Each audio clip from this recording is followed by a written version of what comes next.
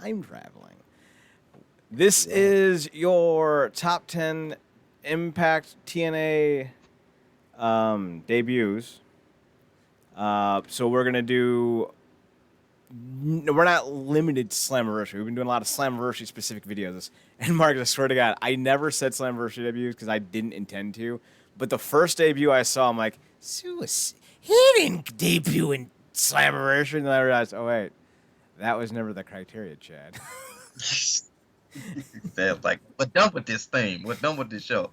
But make no mistake, Chad, and I kind of agree that Slammiversary should be the marquee show. Like we get is Bound for Glory, but like Bound for Glory should probably be like on the road to Slammiversary. But you know, it's history is what it is. So let's get going with number 10. Marcus, who is your number 10 favorite debut?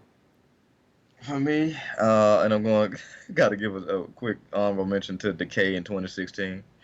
Um, Nobody would have imagined that the three of those individuals would become what they became. So shout out to them. It was pretty cool. Not the craziest debut ever, but it was cool. But the actual number 10 for me is going to the video game character come to life. Suicide, come alive. That whole deal. When he initially debuted, I think that was Final Resolution. That he debuted at. It was the January 2000. pay-per-view. I think that was the year they switched to Turning Point being in January. But yeah, it was the 2008 January pay-per-view. Yeah. Yeah, but the outfit, the rappelling from the ceiling, the music, the movements. Because I think at this time he was portrayed by Cass, which I think was the best person that did him. He just had this swag and his demeanor about him, man. He just looked cool, and yeah, he was just had a lot of whole intrigue. I mean, they did the whole thing also stemming from the video game, and then you got talking about him. Because I remember those vignettes leading up to it. The wrestler was like, "You come here, we're gonna put you in your place." This, that, and the third. And then he showed up and he just started handing out L's. And there's a lot that could have got did with that character. Obviously, it matriculated into freaking TJP, which I don't think anybody ultimately wanted, but whatever. Yeah, I just thought it was a real cool debuting character, man, and something that showed a lot of creativity from the company at a time when it actually was creative. Do you want to know my biggest gripe about Suicide? And I do like the character, especially when he was both Kazarian and Christopher Daniels in that first year. But do you want to hear my biggest gripe? Yeah. Those fucking oven mitt gloves. Oh yeah, they were. Yeah, that was oven mitt gloves. That's not good. So, I like Suicide. I like his more modern look. I would like to see them kind of continue to evolve the look, though, beyond just the jumpsuit. I think making him more of like their version of L.A. Park La Parka would be like a really great way. I'd give him like a leather jacket, maybe. Give him like faux hair and have him come out to AJ Styles' dark theme. He's the suicidal one. AJ Suicide. Boom. New star. I mean, look, man, they could have turned that whole thing into like an offshoot of the Mask. Like whoever puts this costume on is just they going off the rip. And then you just adapt the costume and the character to the person's personality. Exactly. And then like now imagine that character running into like a running wild around the company Willow.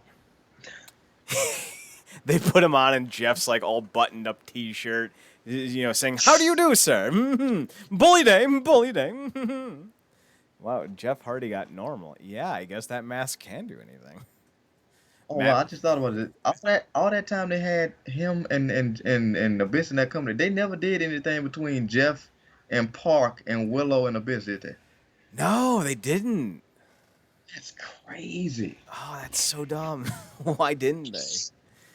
All right, my first pick for my favorite debuts. These are mostly in order, but also Marcus took some of mine, so there's that. I'm going with number 9 is the Big Bad Booty Daddy, Scott Steiner. So the whole gist was Planet Jarrett was Team Canada, Abyss, Monty Brown, Jeff Jarrett, Gail Kim, and they were waging a war against the faces of TNA. And Steve Borden, not Sting. Oh, Alex Shelley was part of Planet Jarrett too. Showed up to enact revenge for Alex Shelley and Jeff Jarrett stalking him with a camera. And he's like, you tell Jeff Jarrett Sting's not coming to Destination X. Steve Borden is. And then Steve Borden showed up in like a sportswear and jeans. Very, very dad of him. And he kicked, the crap out of everyone. And all of a sudden, as he had Jarrett in the Scorpion Deathlock, Steiner came out and beat the hell out of Sting and put him in the Steiner Clan. And I was like, yay. Although he did debut with that stupid chest tattoo, so, it's a 9, not a 10, because I had to deal with that stupid fucking chest tattoo. I love me Scott Steiner and TNA, though. It's fun. I'm a fan. Marcus, next one up. Yeah, for me, it's in there. I just thought about one. Like, I can't believe I left him off the thing, but it is what it is. I'm not gonna try. I like my list. Well, now I need to know who you left off that you wish you had on. Okay, Cage. Oh, okay. But yeah, 2017, man. The new and improved version of LAX, Santana and Ortiz. Again, I don't think people expected it to turn out how it did. I mean, it exceeded expectations, but they really just came in with a certain swag, and then they had Diamante, you had K-Dog with Homicide, and they just felt like they came to do nothing but kick ass and take names, and that's exactly what they did. And like I said, it turned into something. They had an amazing run, and even though like I said, it wasn't the most elaborate thing, but it didn't need to be. It came in, they came in actually. Funny enough, coming off of Decay, they came in and took out Decay. Mm-hmm. So that whole thing, man. Because Decay was doing everything, and they came in and took them out. And they had obviously they had their clashes, but yeah, LAX, the Santana and Ortiz version, that was definitely a memorable one. So every single one of their big feuds was incredible. Not so much the Decay one, but they went from Decay to OVE, and then they went from OVE to the OGs, the original LAX, and then they finished up with Pentagon and Phoenix. Any one of those feuds produced some of the best matches. I still think the OVE match feud was the best because it had the third barbed wire massacre. And I'm a glutton for the barbed wire. All right, my next one up is actually going to be one portion of the Decay, and that's Rosemary. She popped up with the Decay because Abyss and Crazy Steve were already under contract, and Courtney Rush was added to the group as Rosemary. Not the group. They weren't a stable yet. And they became the Decay. And Crazy Steve, he's in the midst of his own renaissance right now. But he was, that smiley fucking little tricycle biking clown with Nux and Rebel and Rob Terry as the Freak. So, like, whatever. The menagerie was terrible. But then all of a sudden Crazy Steve goes a little mad and starts hooking up with Rosemary, and Abyss is there, and he's losing his mask and has face paint. I'm just like, yes, please. I'm on board. Realize how pivotal that was to Abyss's career coming off of the Revolution? Oh, God. Jesus Christ. Like that revampment of momentum for that character with that group does not get talked about enough. But yeah, man, Rosemary, till this day, man, she is. Oh, that woman is so captivating. Props to the Abyss character for always finding new ways to stay relevant. Have you seen my brother? Yeah. Abyss. Bless you, Joseph Parks. And bless you too, Chandler Park. We don't talk about him enough. Miss you, Chandler Park. I wish we had you instead of that doofus Ethan Page. All right, Marcus, next one up. In the day now, we're gonna be saying R.I.P. Ethan Page because he keeps effing with Kim Shank. Ken Shamrock's gonna slap a hoe. Ken Shamrock will slap a hoe. Don't even test him. Well, that tweet, he was like, if I die today, it's fine. Okay, he was like, I forgot what he said on Twitter, but Ethan Page is one of the most entertaining wrestlers on Twitter. Yup. Um, Now for me, the third pick is just not one I wanted to put on here, but I felt like I had to just because of the sheer fanfare around this debut, and it had fanfare and like the lights, the camera, the action, the glitz, the glamour. The debut of Hogan, and what that was 2010. Mm-hmm. He came in. Like this was the biggest thing. This was on or before they moved to Mondays. This was the Monday night special that inspired Gotcha. them to move to Mondays full time, which was a mistake. Gotcha. Oh, by the by, Yes, Marcus, let's make a note of this now. Next week, the top 10 worst decisions of the Hogan era. It's going to be a long list. Yeah. Dude. It's bad with us, people, because it's going to be real linear. we might need to do a 20. Almost like it went from week to week. It's almost like they were all bad ideas. Yeah. Poor Homicide and the couldn't fact got in a cage. And the fact that he had accomplices in this, Jesus. Oh, jeez. Yeah, I mean the sheer like the intentions. There was well intentions around this. Obviously, we talked about his intentions in depth, but that was again during that time where, like you said, the company felt like it was up on an incline. The crowds were ravenous and interactive, and they went crazy for this. And this when they thought they was really about to quote unquote move the needle, and it moved right off the damn speedometer. The car damn near died. But yeah, when Hogan came in, it was a big deal, and until it wasn't. So yeah. Fair enough. That's a good way to put it. My next one up is actually going to be another big name because he's a big boy. That's Big Samoa Joe, Big Boy Joe Boy, Samoa Big Boy Joe. That's his birth name, by the way, folks. He debuted actually at Slammiversary, which I thought was a nice, happy coincidence for this list. He debuted against Sanjay Dutt, and I remember watching this. I was just getting back into my ravenous wrestling fandom. Like before, I was watching a little TNA and WWE pay-per-views, but I was not as ingrained in the society of wrestling like I am today, or like I would be in a year and a half from this point. So I'm listening to Joe come out. And I'm like, oh, this dude's kind of flabby. Sure. That'll be interesting. And Mike Tenay's putting this Haas over. He's like, he's 2-year heavyweight champion in Ring of Honor. And I'm like, the fuck's Ring of Honor? Sure. He beat the great Kenta Kobashi. And I'm like, who's the great fucking Kenta Kobashi? I know Muda. I was not educated. And then he beat the shit out of Sanjay Dutt. I'm like, poor Sanjay. He was once Sabu's apprentice. How can you do this to Sanjay? Oh, he murdered Sanjay. And then I was kind of a fan for like 2 years. And then he did that whole Genesis promo where he's like, I don't care, fire me. I'm like, I feel like you're not going to do well in this company anymore. And he really didn't. He did have a world title run, but let's be honest, it wasn't great. To be fair, he was working with like 116-year-old Booker T. I love Book. And Marcus, he was going to make this list. Because I love Book. But Book should not have been feuding with Samoa Joe in 2008. Samoa Joe should have been having the best matches with the best talent. Yeah, they didn't do him any justice. Neither Book nor Joe. Although, it did bring us the main event Mafia, which is peak Booker T.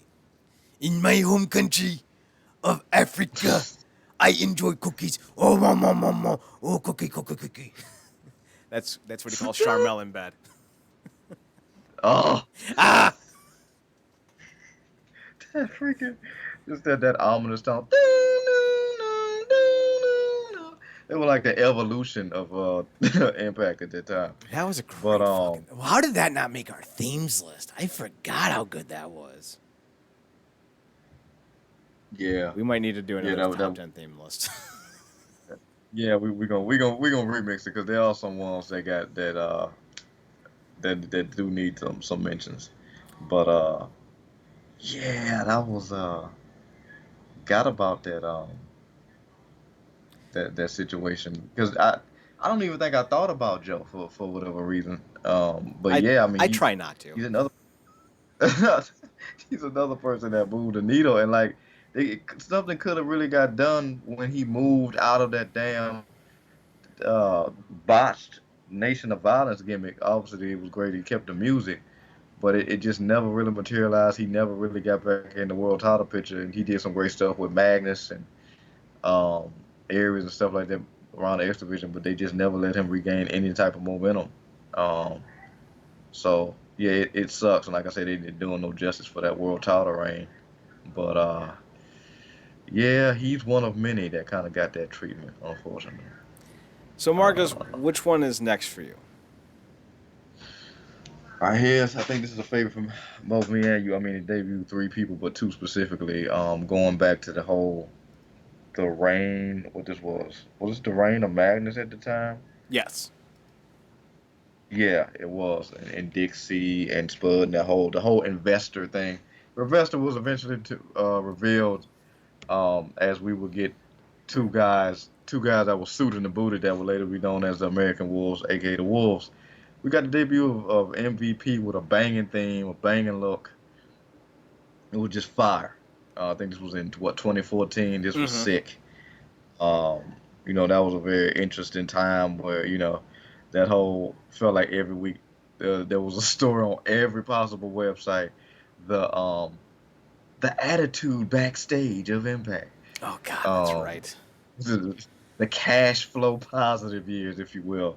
This was a bright spot. Obviously, we kind of know where things were with MVP, but luckily we got an extensive run with the Wolves and whatnot. And even before the three of those broke off, that was a very entertaining part of that show. MVP could be a real valuable guy when he's used properly in the right context and whatnot. So, um, yeah, but that debut was hot. That music with the Godzilla, it was. I went back and watched it today. I was like, you know what?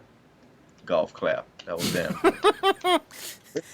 It's made even better because although neither of these three men are Italian, it felt like that family mafia vibe. Like Davey and Eddie show up in Yeah. these black on black suits with the black tie and the black Mhm. undershirt and the black jackets, and they're just kind of like, "You done fucked up there, children." And Eddie's like, and then Davey's like, "No, I got this," and Eddie's like, "Yeah, no, fair enough." And then all of a sudden he's like, we got what is ailing you. And then MVP comes out to one of the fucking best banging themes of all time.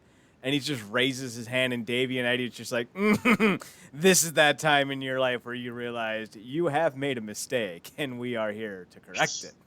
It's so cool. Granted, it led into Lethal Lockdown, and 2014 was not a good pay-per-view. Because, do you remember? Oh, we should. I don't want to do it, but Marcus, maybe one day we'll do top 10 worst pay-per-view posters. Because Lockdown 2014 is number one with a goddamn bullet. Oh, with the cages going in the bodies. Yeah, and like Magnus is flexing, but it's not even his torso. Ah, man, they didn't do the people no justice. And they going to these little venues and trying to promote. And these are some of the worst. Jad is not lying. These are some of the worst posters. And the fact that they tried to sell them on the website, I'm like, you got to be kidding me. Yeah, it's not You good. got to be kidding me. We could do better on our computers in the paint mode. And I will try. Don't doubt me. All right, my next one, best debut. I'm gonna go with EC3. Now, technically, he debuted in vignettes beforehand, but that kind of with his huge, Bound for Glory 2013 debut was perfect. He started doing the vignettes with the tigers and the cars, and it's fantastic. I love everything about it. Especially the part where like he gets out of his car, he goes, where's my tiger? And then he walks in, and like you see like the CGI background. It's all like smoky, and he's there without his shirt on. There's a tiger there. I'm just like, yeah. And then he debuted against North Furnham, and like he's been hyping up. You know, I'm gonna debut against the toughest talent in fucking. He's the librarian in AEW. I forget his name. He comes out in like a wrestling and EC3 just dominates him. I'm like, yes, I'm gonna enjoy Dixie Carter's nephew. He's going to be very entertaining. So, I'm very impressed with his debut. Marcus. Likewise, man. For me, last one on my list got to go to the man who won Olympic gold medal with a broken freaking neck. Never forget it. I'm going with Kurt Angle, 2006, man. I remember his kind of final run in WWE. I think he had went to ECW, and he was just in this zone. I don't know if that was because of all the pain meds he was on, or whatever was going on at that time, but he was in a different zone. Where he looked, he had the mouthpiece in. He was almost feral. And he came in Impact, and I remember that video. Like, it's one of the most memorable videos. They're like, "Oh, it's real. It's damn real. Yeah!" And then the fake laugh was a little bit too much, though. Yeah, that was Calm down, Kawhi. Calm down.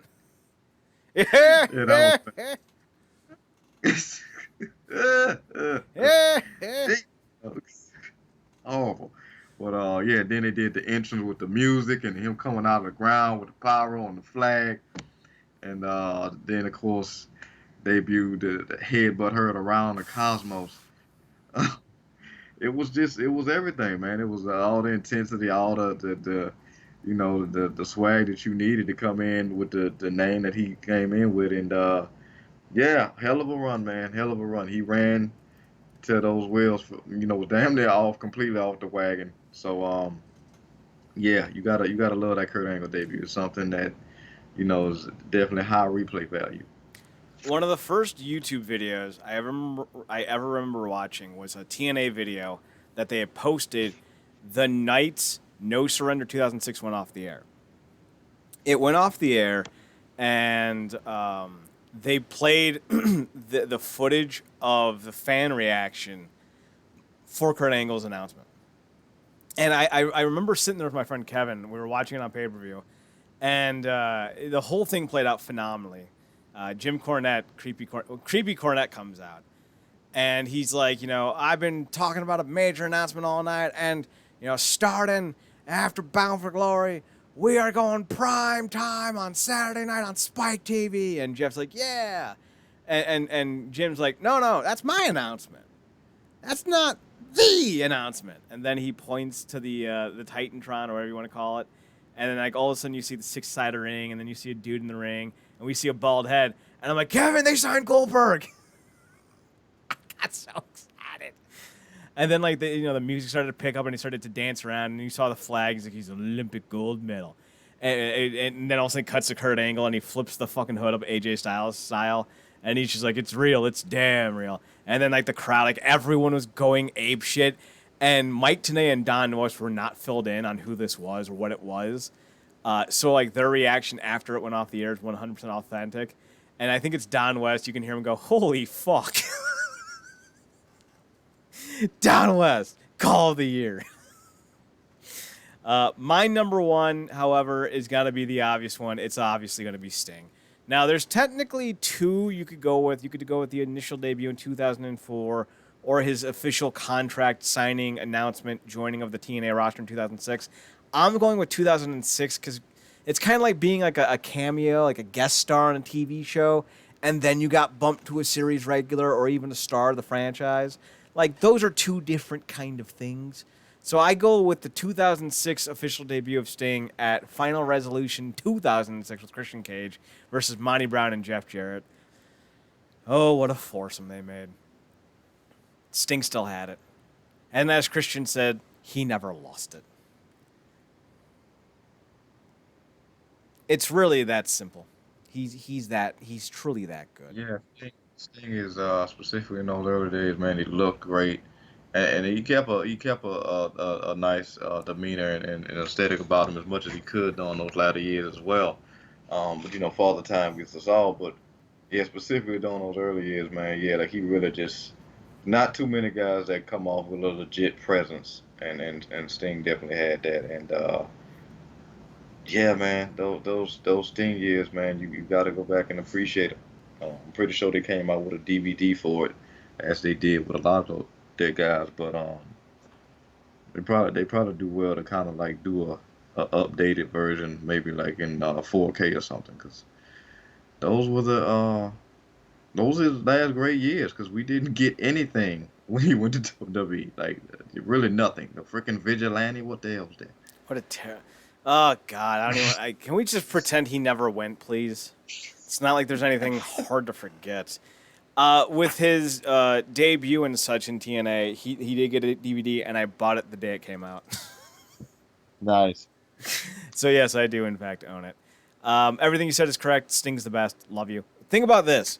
In the span of 18 months, they signed Rhino, Team 3D, Christian Cage, Sting, and Kurt Angle. That's a hell of a lineup for 2005, 2006. Yeah, man. All right, Marcus. That brings us to the end. We'll be back on Friday. Another edition of the Wrestling Underground Top 10 podcast, or whatever the fuck we're calling it. We've changed the name 16 times at this point. We're talking the worst Slammiversary matches of all time. Fair disclosure, mine are my 5 least favorite, but they're not necessarily in any particular order because I was crunched for time compiling the list.